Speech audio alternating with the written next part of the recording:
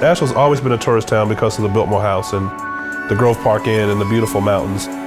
That piece hasn't changed. The economic structure has changed. And so therefore a lot of people have been pushed out, pushed away.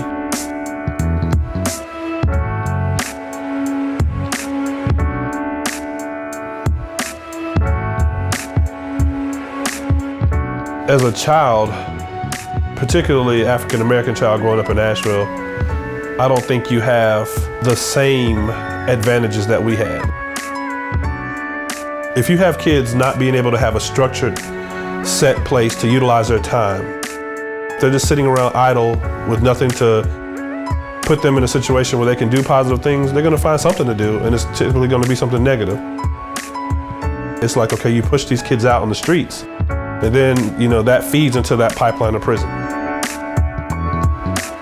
They didn't have the funding to keep the gyms open as long anymore. They didn't have the funding to pay personnel to keep them open. So those were the first to go, and it affected an entire community.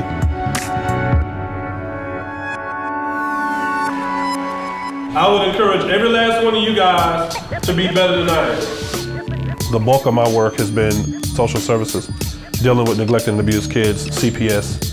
My social work experience has definitely been a catalyst for the work that I'm doing, running a nonprofit with my daddy taught me that and the young men that I deal with.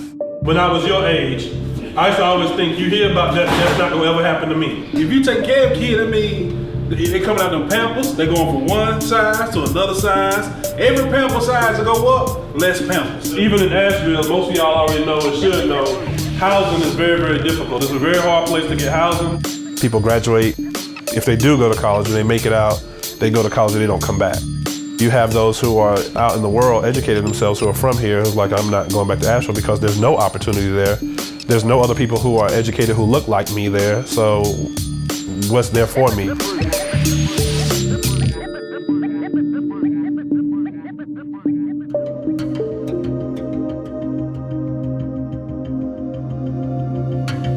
Appropriate technology, the whole idea is to use technology to serve in very appropriate ways. I became aware through a bunch of really incredible circumstances that a really meaningful problem that needed to be solved was, how do you get individuals with all different types of physical disabilities to be able to get outside again after their injury? You can get on this thing and you can have 4 or 5 guys all with different injuries that are able to ride together in the woods, and everybody is equal and everybody's just thinking about the ride and not focused on whatever physical limitation they may have. I think this whole thing has made me so aware of my weakness and insufficiency. And I think that that's a good place to be, because I think as soon as you lose humility, you stop learning. So I've had privilege and an advantage. Outrider would not be possible without that. Sometimes I feel guilty about that, and then other times I'm okay with it because I believe that what we're doing is right and it's not a selfish motive that I have. But there's no doubt that privilege makes a huge difference. I've had, a couple guys that are a lot older than me that have really just walked with me through the whole process and been so supportive personally, and that was just as important, if not more important, than the business advisors. When you have the country showing you one thing, it's always that you're a target. It's always they're out to get you. It's good to every now and again stop and say, no, you're not a target. No, despite what the media may want you to believe or what the climate of the country was happening, this is all for you. And it's because you're special and you matter too.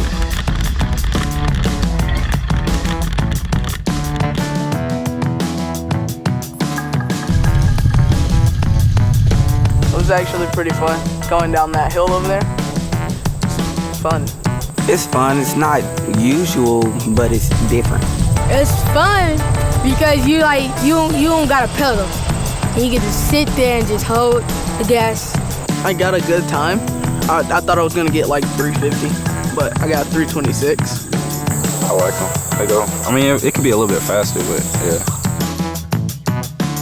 You could see it in their faces that they were it was a whole new experience. Grew up in Asheville. There wasn't anywhere I didn't go, probably. So you can experience a lot of things that some people don't get an opportunity to experience that's right here in your backyard. I came up in the 70s, in Asheville. The 70s was a great change in working and programs for young youth and being able to be exposed to a lot of things.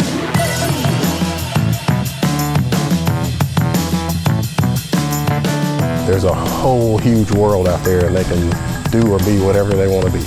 These kids, all they know is their element. You know, all they are around all day is they go to school, they go home. You know, they go to school, they go home. And most of the time, you know, their homes, you know, could be or could not be the best environment.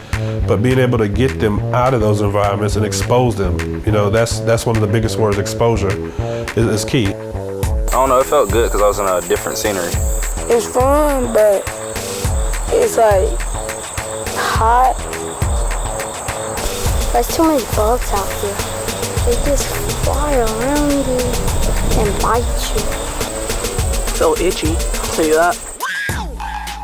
We went to Atlanta, Greenville, West Virginia on a camping trip. It's far away, and I like going on the road, so when we come here, it feels good. This is actually my first time out here, but I feel pretty good. We've never had cameras in a situation like that. We never had that influx of people, you know, so I think it was a good look for our kids to see how many people, first of all, cared about them. You know, it was all about them, just seeing these kids in the element, doing what boys do, you know, so it was truly a blessing. I love community. You know, I've always been passionate about community and wanting to live in community. And seeing the community that those boys have with one another and how they support one another was really cool. And the way Keynon is, he doesn't rule with an iron fist. The boys all just know he's there, and I think it brings them a sense of peace. I feel like he helps people a lot and gives them a chance to like learn more about things in life, stuff they can't teach you in school. Really, it's really making me like understand what it's like to be like a teenage man, kinda. It made me become a better person by like doing different things, like learning about business. Number 1 with a whopping 321.0 is Andrew. What I found is that if you have a kid who's been in my program for at least a year or more, you really start to see the change. You start to see the behavioral changes. You start to see the light bulb comes on. They start making better grades. They're eager to have a work ethic and work and earn. What kind of engineering are you interested in?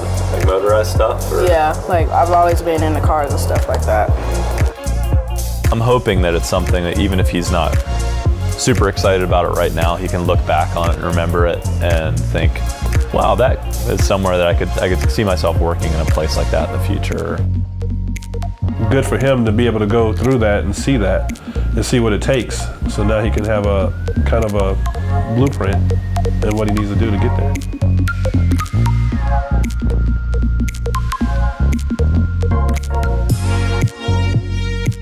I try to do what I do to try to fix things and solve things and break those cycles and change mindsets.